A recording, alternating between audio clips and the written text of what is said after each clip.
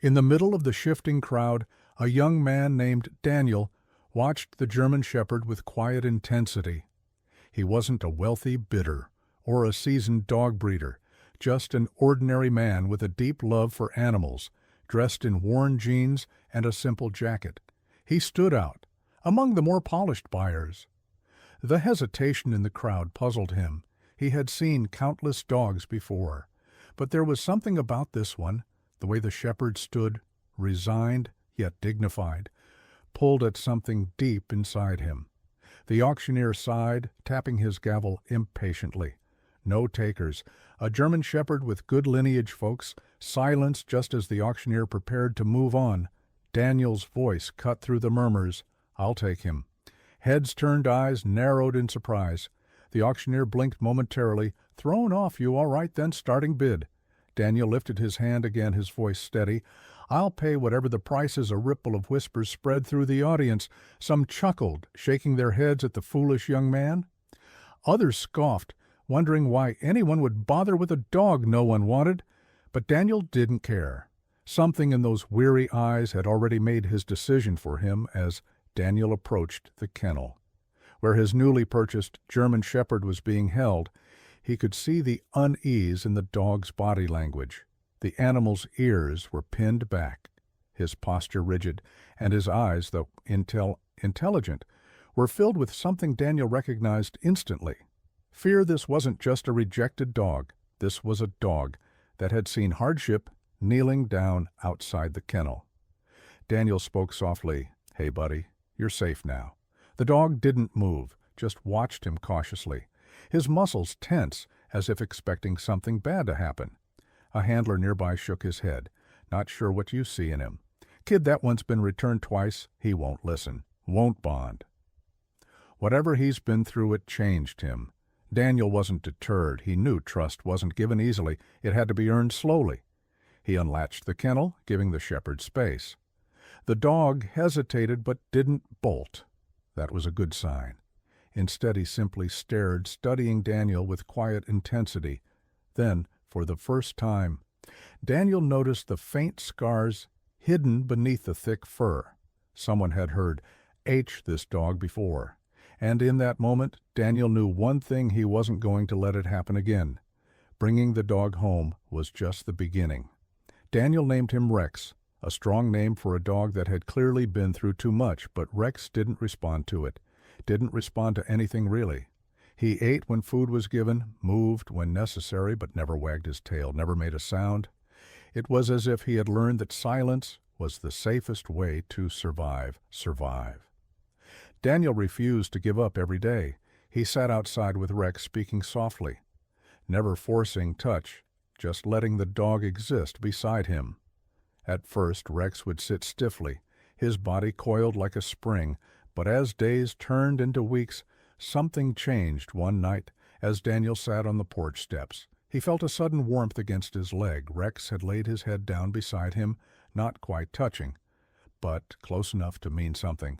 It was the first sign of trust, and Daniel knew better than to take it for granted. He didn't move, didn't speak, just let Rex be. The battle wasn't won, but this moment, it was a victory.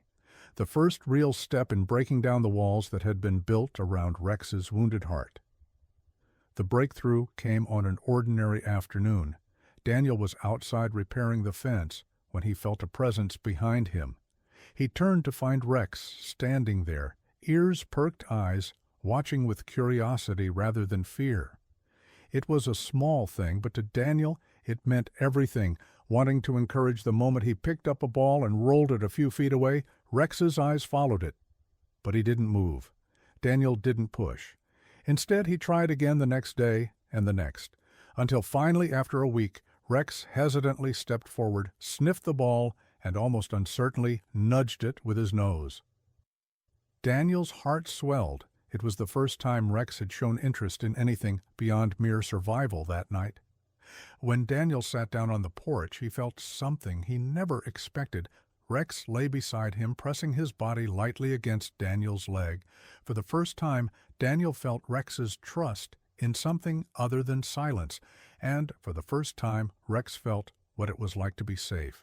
It wasn't just about teaching a dog to play, it was about showing him that the world didn't have to be a cruel place. From that night on, something shifted between Daniel and Rex. The once terrified dog began following him around the property, watching his every move. With cautious curiosity, something he never expected, Rex lay beside him, pressing his body lightly against Daniel's leg.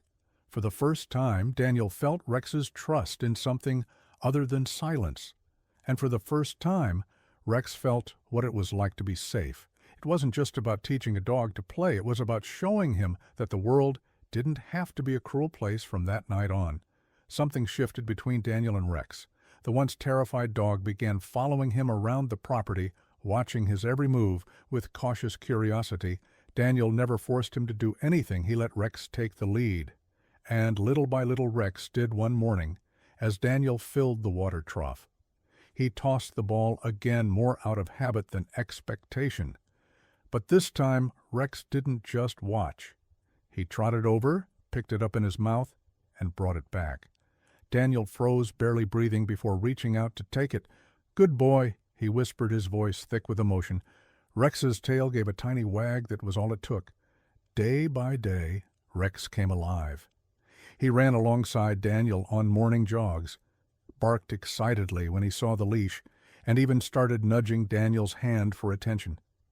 The scars on his body would never fade, but the ones on his heart were healing one evening. As Daniel sat on the porch, Rex climbed up beside him and rested his head on his lap. It was a moment of absolute trust, a silent promise that no matter what, they had each other, and neither would ever be alone again. As Rex grew more comfortable, Daniel noticed something remarkable. The dog wasn't just healing, he was learning. One afternoon while repairing the fence, Daniel absent-mindedly gave a command he used with his old dog, Stay. To his surprise, Rex obeyed. Instantly intrigued, Daniel tested him further. Sit. Rex lowered his body without hesitation. Daniel realized that Rex had been trained before, perhaps by someone who had cared for him before he was discarded, but his abilities went beyond basic obedience. One evening, Daniel took Rex to a field where cattle roamed. He wanted to see how Rex would react as soon as the dog saw the livestock. His posture changed. He crouched low, eyes locked onto the herd, moving in instinctively as if he had done it his whole life. Rex wasn't just any dog. He was a natural herder. The way he maneuvered, guiding the cattle with precision and confidence, left Daniel speechless. He had unknowingly rescued a dog with an incredible talent, one that could change both their lives. Watching Rex in his element, Daniel knew without a doubt that fate had brought them together.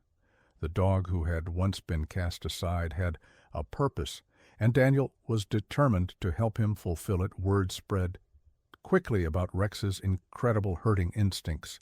Neighbors stopped by to watch as he skillfully guided the cattle, responding to Daniel's every command with perfect precision. Ranchers who had once seen Rex as nothing more than a reject now marveled at his talent. Some even offered to buy him.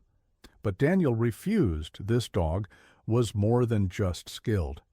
He was family. One morning, an older rancher approached Daniel with a knowing smile. "That dog of yours," he said, nodding toward Rex. "He's special. Looks like he comes from a championship bloodline." The man explained that dogs like Rex weren't just good at herding, they were among the best.